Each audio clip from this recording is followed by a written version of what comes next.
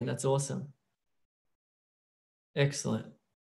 Somebody said, what, back to the white background. Yes, we've gone from black to green to white. We figured that this is the most sort of neutral color. It's quite nice. And I like this tablecloth. I've actually got a red one that I probably should have put on for IELTS, but there you go. Can't get it all right.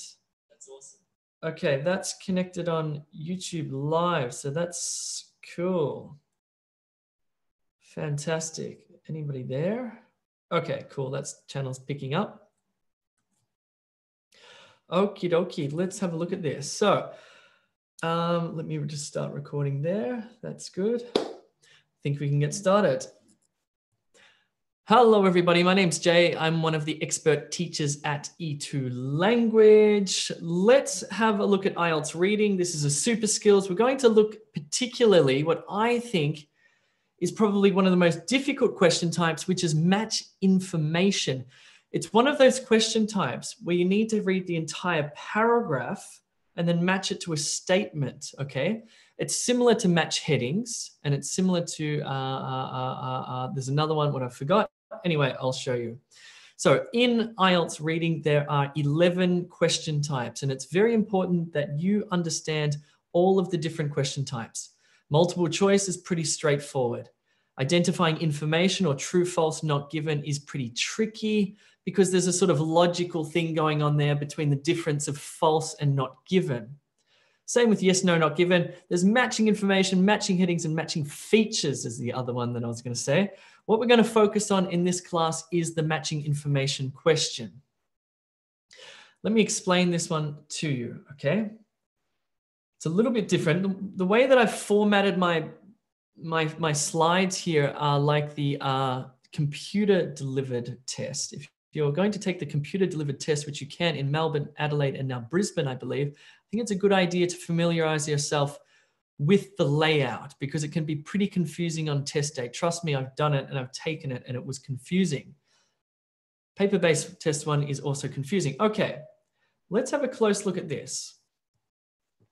So this is different. Let's say these are the questions and this is sort of your answer sheet here. You've got your paragraphs. Now there's 1, 2 paragraphs. Let's say if you keep going down, there's 3, 4, 5, 6 paragraphs, okay? So what you're going to do and how you're going to answer this question is like this. First of all, I want you to focus on one of the paragraphs. Okay, so let's look at A. And what you're going to do is you're going to look at that column in the table A. And you're going to tick or cross or whatever, smiley face, whatever you want into these columns. For example, this is where you're going to do it. You're going to read the, whoa, what's going on there? Let me try that again. You're going to read this, okay? You're going to read this. Then you're going to ask yourself, the apartment has a half-year lease. This is about an apartment. The apartment is a generous size. An inspection can be booked online. The apartment includes on-site parking. The apartment has wooden floors. So there's going to be one of these. So then you're going to go, okay, the apartment has a half-year lease. And you're going to put a tick there, okay? Then you're going to move to B, right? This is B. You're going to read this paragraph here.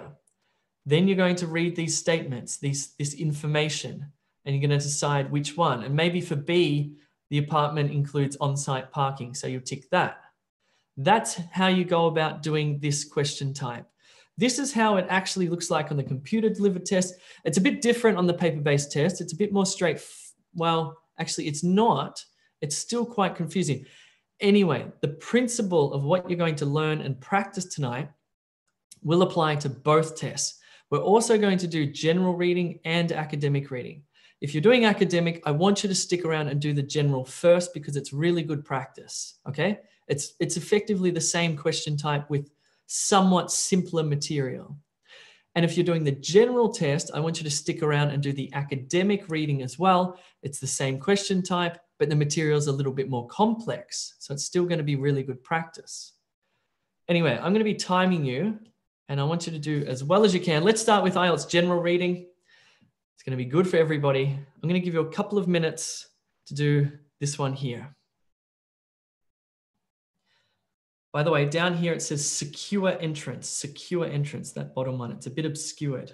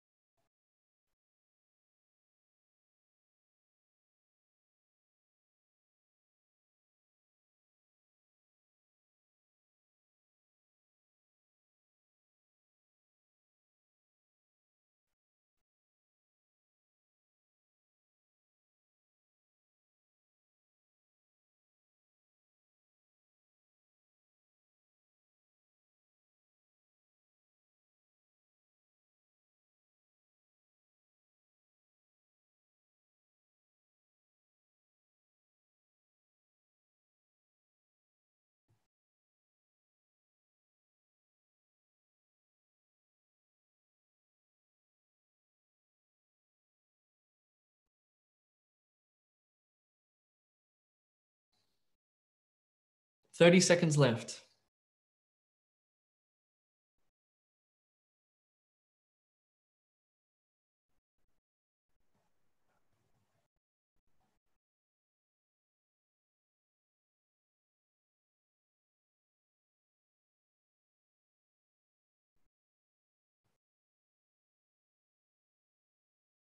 Okay, we're now going to move to the next ones. You should have got the answers by now.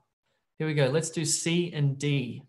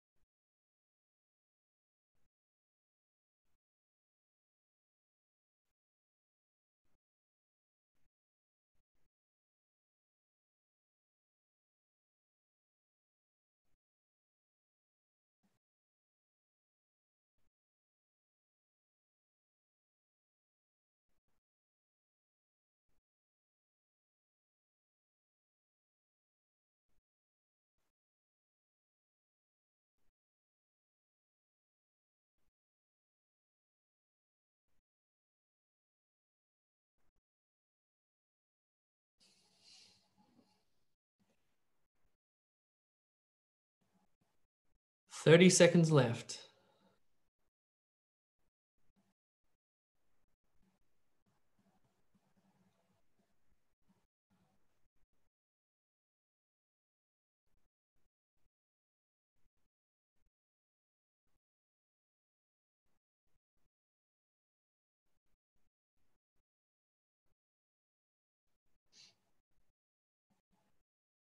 Okay, we're now going to move on and look at the last two advertisements, E and F.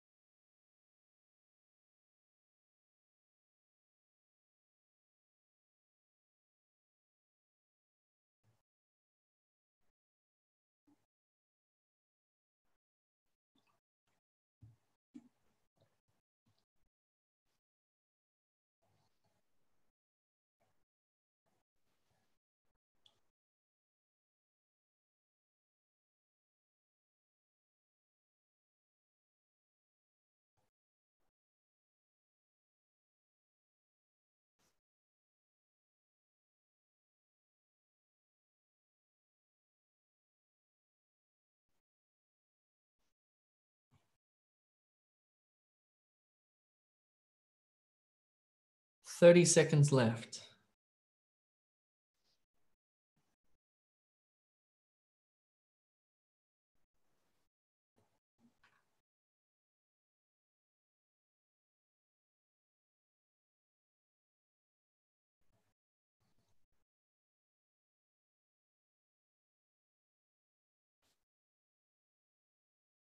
Okay. All right, that's 6 minutes. So that's a minute per question. Just let me have a look how you're going here.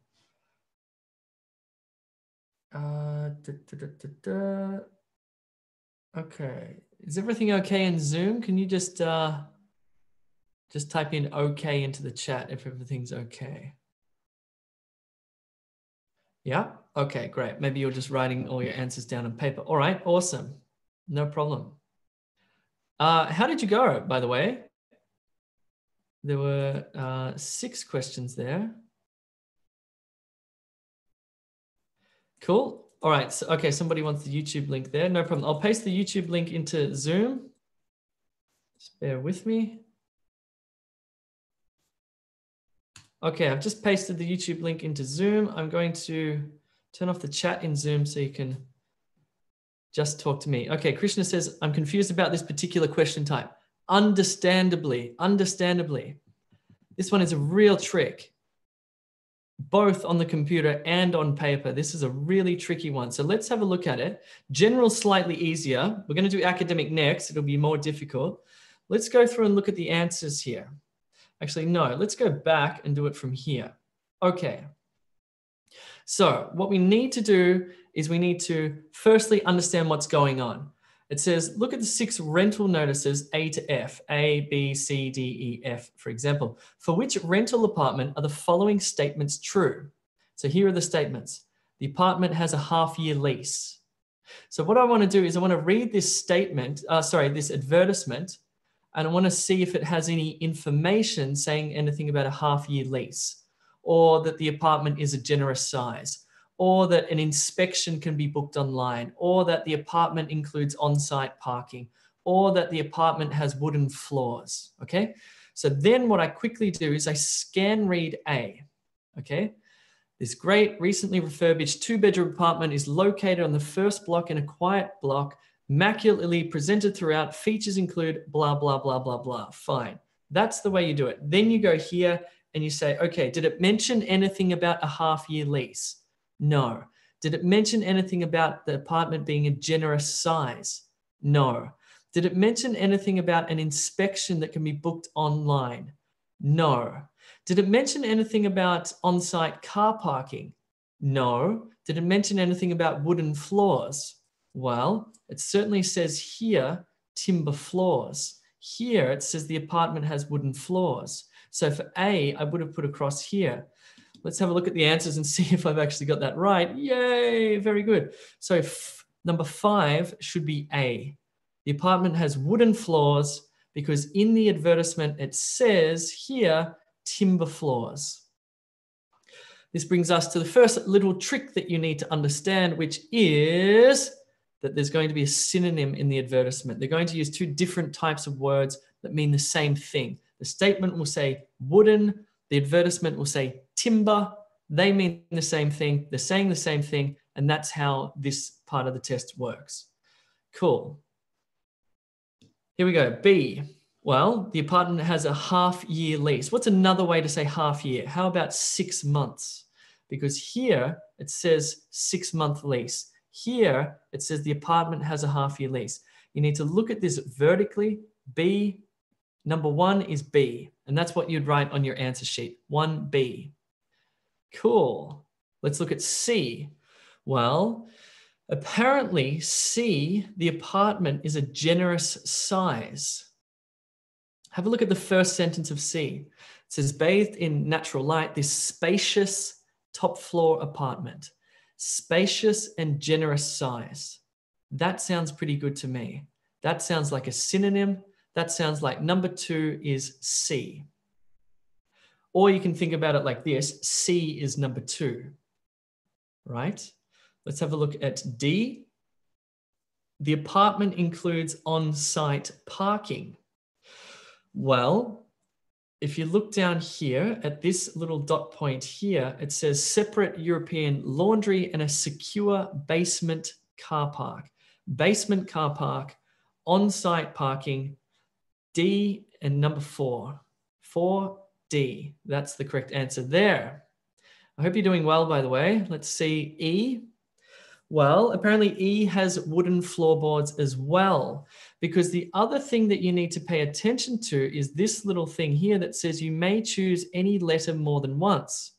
Now, we've already seen one that had wooden floorboards, timber floorboards, and now we've seen another one, and we can select it again here because it says, where does it say? Oh yeah, beautiful timber floors are the highlight, blah, blah, blah. The apartment has wooden floors. So you can do number 5E, number 5E.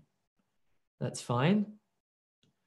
And F, the last one, apparently with this apartment, an inspection can be booked online. So it's 3F or F3, because if you look down here where the little asterisk is, it says to register to inspect, please click virtual tour or book inspection, blah, blah, blah, blah, blah. An inspection can be booked online. Here we've used the noun, and here we've used the verb form, to inspect and inspection. So not quite a synonym, but a different word form there. 1, 2, 3, 4, 5. 1, 2, 3, 4, 5, 6. What was your score out of 6, by the way? How many did you get right?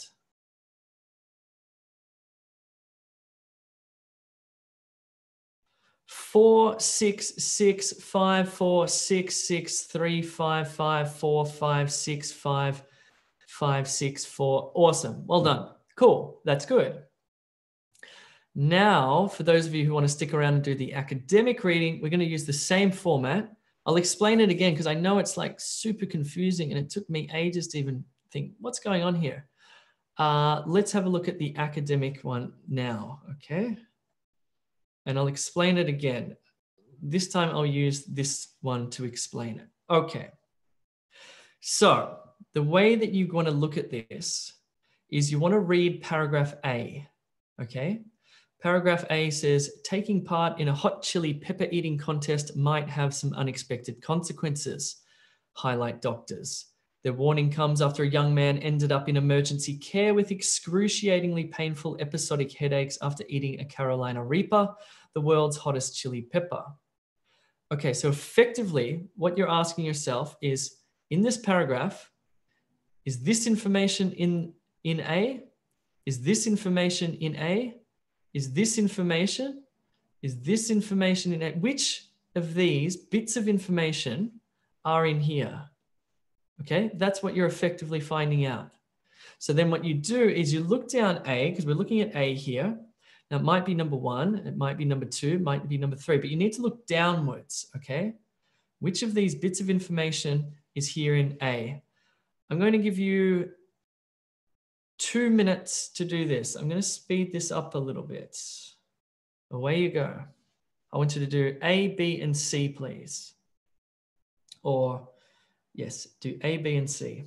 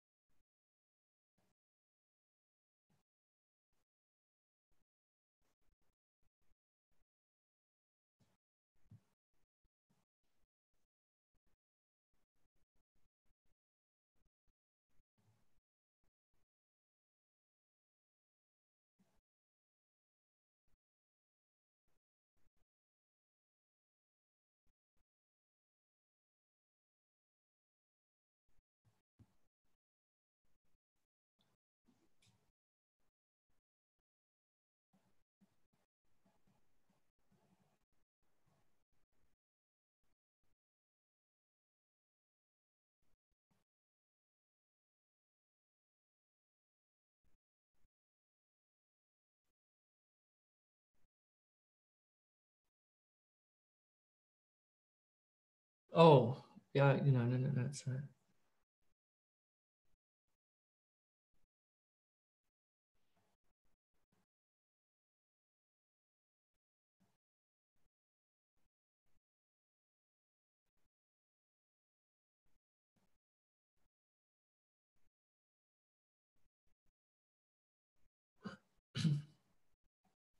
30 seconds left.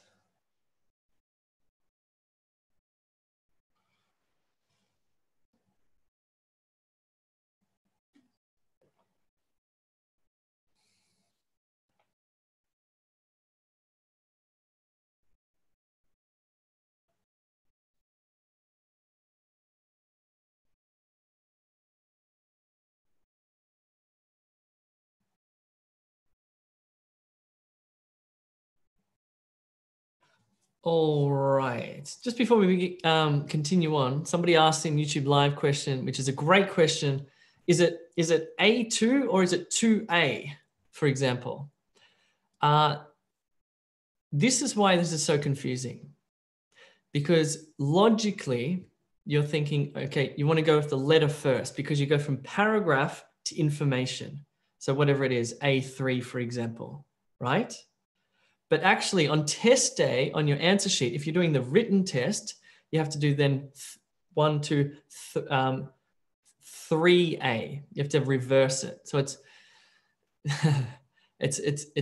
it doesn't make much sense. It makes sense the other way around to go A3, not 3A, but you'll work it out. On test day, it does make sense with the answer sheet. Basically, it's always number first. It's always number first. And the letter will come second, okay? If you're doing the computer delivered test, this is exactly what it looks like on test day. And it's extremely confusing, right? But it's the same thing. Anyway, let's have a look at the second part here. I'll give you another 3 minutes. Actually, this one's a bit shorter. I'm just going to give you 2 minutes to do this part.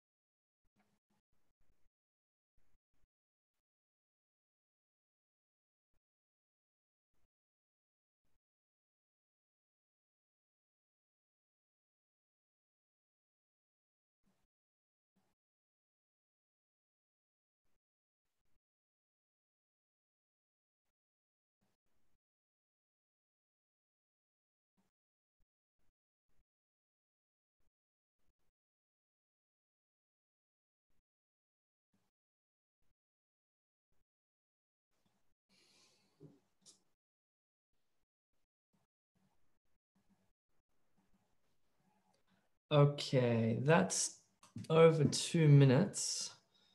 How's it looking on the Zoom there? Okay, nice, good. Okay, nice. 1C, 2D, 3A, 5B. Okay, let's check the answers. Now, just a word of warning. I wrote this one in about, I reckon it took me about an hour and a half, maybe a little less to write this. When IELTS write theirs, it takes them months and they have a full team. And the reason they do that is because they don't make any errors, right? It's like foolproof. Now, Jay's ones might have some errors. You may disagree. I'm happy to talk about that. Anyway, I hope it's been good practice. Let's have a look at the answers. There may be some errors in this, okay?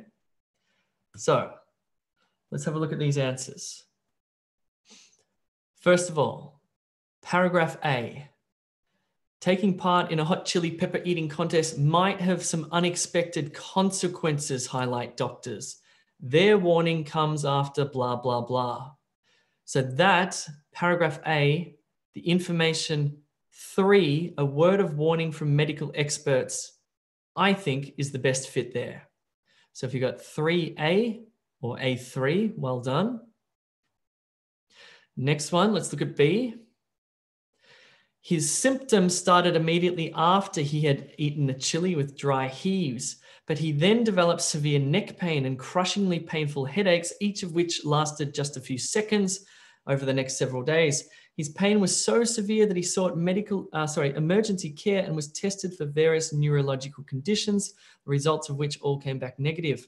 The description of the effects of the chili, right? In other words, the symptoms. So paragraph B connects with number 4, so 4B. Right, have a look at paragraph C there. Have a look at the RCVS. Apparently RCVS stands for reversible cerebral vasoconstriction syndrome, is characterized by, have a look at the information there. Is it number 1, the explanation of a medical term, for example? That seems pretty good. I think paragraph C has the information, the explanation of a medical term in it. Therefore, it's 1C. Cool. All right. That's fine. So we're still missing 2, 5, and 6. And we've got B, E, and F. Let's have a look at these ones. So D, paragraph D. This is wrong. This is wrong. This is wrong. This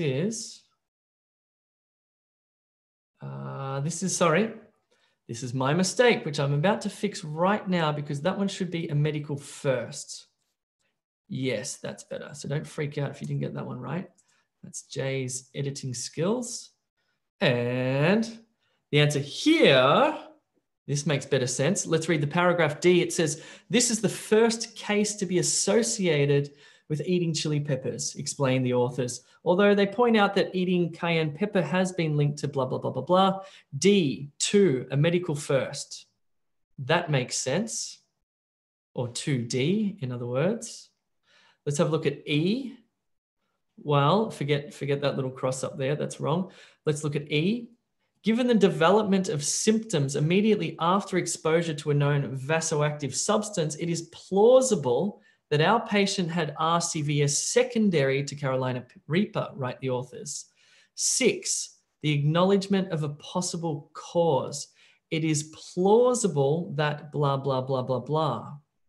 So number 6 is E. If you got 6E, you are doing extremely well. The final one, drum roll, is, and this, let me get rid of this one here because that's in fact wrong. It's actually here. The final one, F. The man's symptoms cleared up by themselves, and a CT scan 5 weeks later showed that his affected arteries had returned to their normal width. That connects to the information in number 5, a restoration of health. So in fact, it's 5F. Now, before you decide that that's it, you hate J, you hate all of this, you hate IELTS reading, it's so tricky, this stuff. It's not just the reading that's tricky, it's how they actually set this stuff out on the paper in order to test you that is extremely tricky. Half the battle is actually understanding what you're looking at, and the other half of the battle is actually reading and thinking, okay, that's the answer, that's the answer. But trying to work out how to fill out these things sometimes is just, whoa. Actually happened to me on test day, which wasn't good. This particular question, and that's why I wanted to give it to you tonight. So yeah, cool. All right. Just before I go to Q&A and answer some questions, if you guys need help with your IELTS test, IELTS General or IELTS Academic, check out www.e2language.com. If you're not a free member, you can sign up for free right now to get access to some free practice materials. But if you feel like you need some more help in the IELTS, because a lot of people do, especially with writing, by the way, then you can upgrade your account to a paid package, which will give you full access to all the online materials, including overview lessons, methods lessons, practice materials, sample answers, recorded live classes, access to the live classes Monday to Friday. You can also upgrade so you get writing feedback, speaking feedback, as well as one-on-one 45-minute tutorials with ex-IELTS examiners. So just saying, if you need some help, check it out. Right, now let me answer some questions because I know you're like, oh no, this is super hard. And I agree with you, it was. Or you can just put in your scores. How did you go? Oh, nice. Shabani got 6 out of 6. Rumana 4, 5 out of 6, 6. Cool, 6, 5. Well done. Okay, that's really good. Well done, because that wasn't easy. That was tough. That was tough. 5 out of 6, 6 out of 6, 6. Well done, everyone. That's great.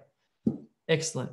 Could the answer for D also be number 4? Probably, because that's probably a poorly written item. Which package will give me access to a teacher, asks Mastinda. Bronze, silver, gold, and platinum. You'll get a tutorial or tutorials in those packages there. Okay, if you've got any questions, pump them into the chat. I'll stick around for the next 20 minutes and answer them. Let's have a look on YouTube Live. Somebody said, Ollie says this is better than the true, false, not given questions. Well, we'll get to them. I want to do those with you because once you understand those questions, especially the difference between not given and false, then you can get it. I think what people do is they conflate or they confuse not given and false. And there's a big difference between those two. Jay, is the IELTS mock test usually harder or easier than the actual IELTS exam? If you're referring to IELTSprogresscheck.com, I have submitted that actually. Oh, are you talking about the computer-based mock test? Look, it should be about the same level of difficulty. I can't say I haven't done the computer-based mock test, but going from the PTE mock test, it's about the same.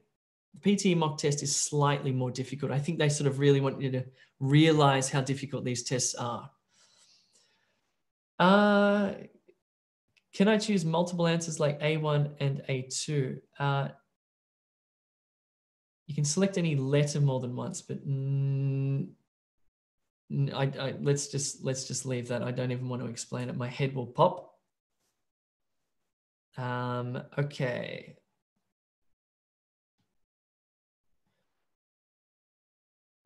Sumira, Chinese language appears when I register for the webinar. It must be picking up your IP address and thinking that you're in China or Hong Kong or something. I'm not sure, Sumira. You'll have to check your settings on your computer. Yusuf, why I can't see the answers? What are you guys writing in here? I'm not sure what's going on there. Yusuf, please, when can we have the writing tutorials? The writing tutorials are now on a Thursday night and they're part of a paid package. So if you upgrade to the budget package, you can also access the live writing tutorial, writing live classes. Well, when I see only platinum have access to teacher, not true, Mastinda. Bronze, silver, gold, and platinum have tutorials. The tutorials are the 45-minute one-on-one sessions with the teacher. Mihak, how to apply the PPF method for a speaking test, which asks for a future topic like, what do you want to own in the future? How's this? You could say, when I was a child, I wanted to own a car. Blah, blah, blah, blah, blah. I had a fantasy about owning a black car like a Porsche or a Hyundai, whatever. So you can still do it. You can still tell the 3 stories, okay? Currently, I've been thinking about buying an Audi, blah, blah, blah, blah, blah. In the future, I'd like to own a Ferrari. So you can still do that. You can still split your story into 3 and it will still be extremely helpful. Look, the PPF method is, it's very good when it works and it does work, but you need to be able to, you need to practice it, applying it to different speaking tasks, okay? Because there is an element there where you need to be flexible and you need to think, okay, this question prompt is asking me about this. I can make 3 stories like this, okay? Using different verb tenses. Can multiple statements be true for a particular scenario? I don't know what you mean there. YouTube video is much clearer than Zoom, whereas the audio quality of Zoom is better. That's strange.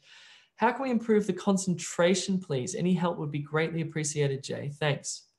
That's a great question. And it's one that's often overlooked, is how important it is for you to be able to concentrate on test day. Because if you wake up on the wrong side of the bed, that is, if you're tired, if you're waking up and if you're feeling groggy and cloudy and you're not feeling very clear, it makes it extremely difficult. So your preparation leading up to the exam will help you with your concentration in the exam. What I mean by that is you really ought to try to get a good night's sleep. Don't go out partying the night before. Really don't do that. I mean, that's just going to ruin that. You would just waste your $300 if you do that. Have a big breakfast. Maybe avoid coffee. If you're a bit jittery on coffee, maybe avoid it. Try to stay as calm as you can. Just relax. I think you should also bring some reading material with you to the exam. I've taken this test 4 times now, and I look around at people and they often just sit there, just nothing to do, just sort of looking, maybe on their phone, but that's not a good way to prepare for the exam. You've got to warm up, all right? This is a marathon. Are you going to just start the marathon without warming up? No. Have your book there. Do some reading. Maybe even do a little bit of writing before the exam starts. Bring a notebook. It'll help you just to warm up your brain. Boom, then you can go. Krishna, are you the only teacher who teaches IELTS at E2 language? No, we've got other ex-IELTS examiner teachers, by the way. They do the tutorials. So I'm the webinar teacher. We've got 2 webinar teachers as well. Yes, 2 webinar teachers, me, and then we've got other tutors doing the tutorials. Yes, I teach PTE as well. I do the webinars for the PTE, and we've got also PTE tutors as well, spotted all around the world in different time zones for you. I have 7 in my IELTS last time, but not sure if I can get 8. So thinking, should I try PTE? Well, have you tried preparing properly? You don't want to just jump tests without giving it a good go. If you're thinking about, if you have concerns with IELTS writing, for example, I think those concerns are valid. It's extremely difficult. But there are certain ways that you need to write in order to maximize your score. I found out the hard way. I did this test 4 times, and it wasn't until the 4th time that I got an 8.5 for writing. That's the highest I can get, right? So I've done this. I've gotten 9 for reading, 9 speaking, 9 listening, 8.5 for writing. But I took that 3 times because each time I was getting like 7.5 for writing, 3 times. And I thought, what is going on? I'm a good writer. So I did some homework and I spoke to IELTS examiners. I interviewed various people and I found out how the IELTS examiners mark you on your writing. And some things I was doing accurately, but not, I wasn't writing basically I wasn't writing complex sentences. It comes down to that. I was getting everything else correct, I think. However, I was writing simple sentences because that's just the way I write. I like simple, clear, and compound sentences. I needed to write complex sentences. I wrote complex sentences. I got 8.5. There you go.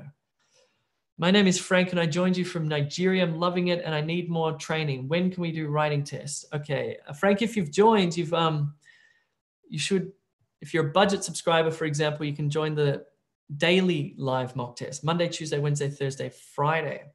Jay, for the matching heading or matching features, if there is more than 2 answers instead of 1 for the question, do I lose marks if I only give 1 answer?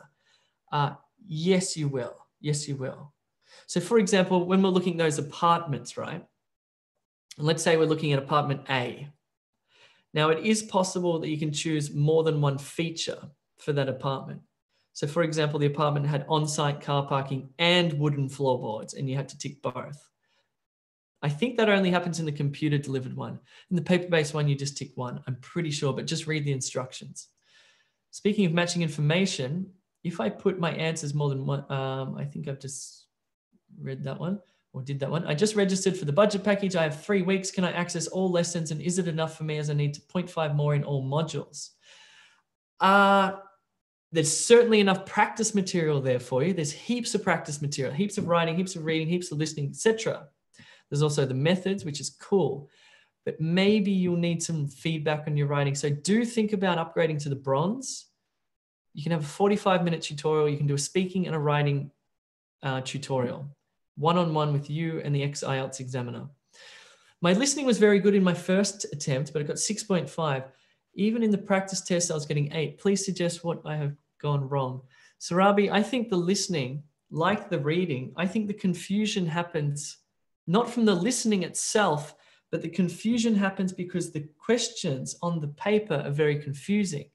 So you need to familiarize yourself with the question types in the listening test. Good news is with listening, there are only 6 question types. I'm pretty sure it's 6. In reading, there are 11. So just familiarize yourself with the question types. So when you see it on test day, you're not thinking, whoa, what's this? What do I have to do? You'll know exactly what to do. Then you can concentrate on listening, not trying to interpret what's in front of you. Is it possible to request a review of my test from IELTS officials? Yes, Alex, you can. And I did, and I was successful twice, by the way, with my writing score. The first time they marked me as 6.5, and I mean, the reason is, you can read it about it on my blog, is that one I screwed up. That one I didn't meet the word count, but I still got 6.5, so I was very shocked. I sent it back, they gave me 7.5. Still not good. In my last one, I got 8.5, and I thought, should I send it back and try to get 9? And then I thought, no, no. I'll be happy with 8.5. Thank you very much. Sridevi, I'm a platinum subscriber looking for 8 score on IELTS General. How long do I need to practice? It completely depends on how good your current level of English is, right? So I don't know. Ask the tutors when you're having your tutorial what they think of your writing though. Can I use all uppercase letters for listening and reading answers? If yes, is it advisable? You can, but I don't advise it, okay? You can, I don't advise it. The reason is you may need to use a proper noun, like the name of a city, like Paris. And Paris has a capital P and then lowercase A-R-I-S. If you write all in, apparently it's fine, but I've never heard that officially, so I'm not sure. If I upgrade from budget to bronze, 69 to 139, do I need to pay again, or do I just pay the difference? You just pay the difference. Jay, I've had 8.5 in listening, 8 in speaking, and 7 in reading, but 6 in writing.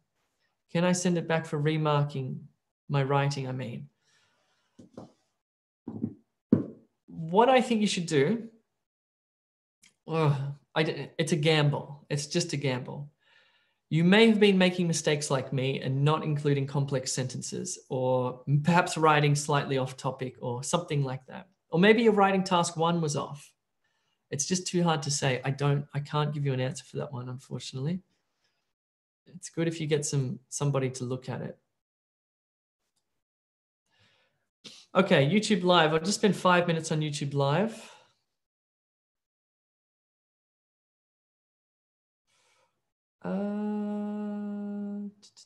Jay, I took the academic IELTS exam last week. I did use the structures for both the essay, but when I looked back and counted my task 1, I was under 150 words. I only used 130 words.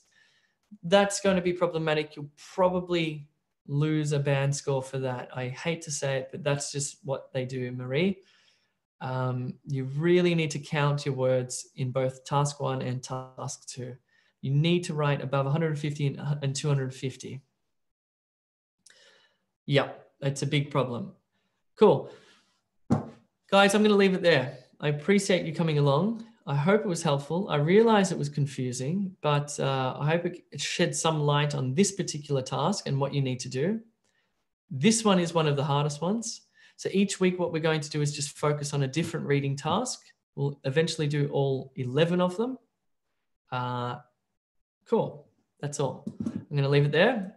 Thank you very much for coming along. And I hope you have a good evening or afternoon or morning.